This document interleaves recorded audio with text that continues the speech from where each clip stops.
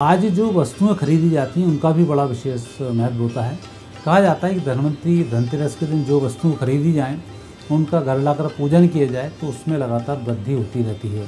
और कूड़े करकट या टूटे हुए बर्तन इन सबको बाहर उस दिन निकाल दिए जाए तो लक्ष्मी की प्राप्ति होती है। टूटे हुए बर्तन घर में रखने से लक्ष्मी नाराज़ हो जाती हैं और समय में बर्तन देने से भी लक्ष्मी रुष्ट होती हैं। तो कुछ मुहूर्त ही ऐसे होते हैं, जबकि जैसे होली का टाइम होता है, दीपावली में धनवंतरी का टाइम होता है, राखी का टाइम होता है, इस समय में इन बर्तनों को बेचा जाता है। तो आज पुराने बर्तनों को बेचकर नए बर्तन खरीदने का भी एक विधान होता है।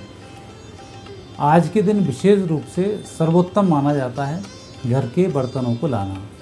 और घर के बर्तनों में भी जिस बर्तन से सबसे पहले भगवान की सामग्री बनाई जाए उस चीज़ को लाना सर्वोत्तम माना जाता है।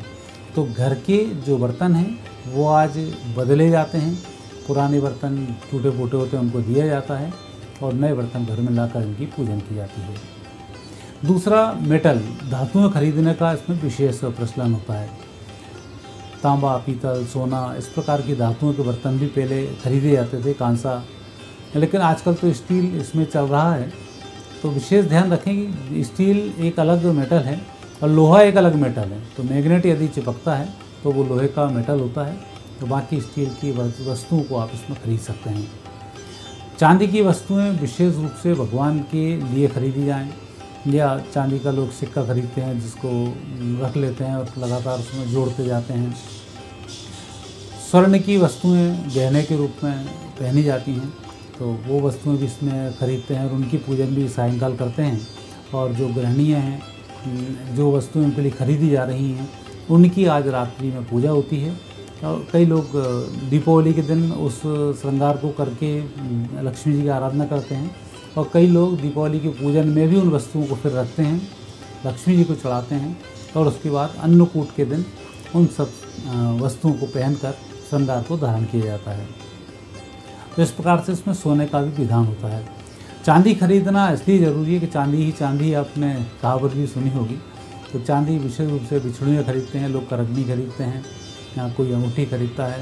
तो इस प्रकार से चांदी की वस्तुओं को खरीदने से उसमें लगातार संपदा में वृद्धि होती है।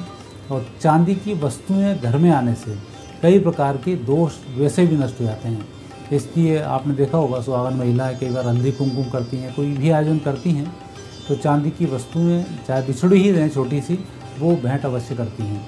उससे घर का वातावरण भी शुद्ध होता है और प्रोग्रेस भी वहाँ पर अच्छी होती है। तो ये वस्तुएं खरीदने का इसमें विशेष विधान होता है। एक और बात आती है कि इसमें क्या ना खरीदें। तो आज के दिन विशेष रूप से नेगेटिव चीज़ें, जैसे चाकू है, चाकू नहीं खरीदना चाहिए। तवा है, तवा इसमें नहीं खरीद, लेकिन कढ़ाई खरीद सकते हैं, तवा इसमें नहीं खरीदा जाता।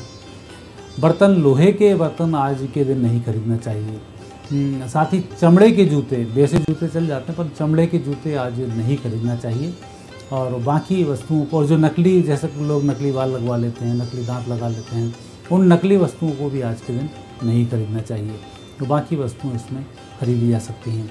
और विशेष रूप से औषधियाँ खरीदना, औषधियों का दान करना आज के दिन सर्वोत्तम माना जाता है।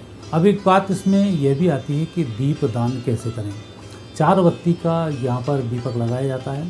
दक्षिण पश्चिम के कोने में 4 बत्ती के दीपक को लगाते हैं, साथ ही उसका पूजन करते हैं। पूजन करने के बाद दीप को प्रज्वलित कर देते हैं। प्रज्वलित पहले ही भगवान के करते हैं, फिर वहाँ जाकर रख देते हैं। तो इस प्रकार से इस दीप को लगाया जाता है।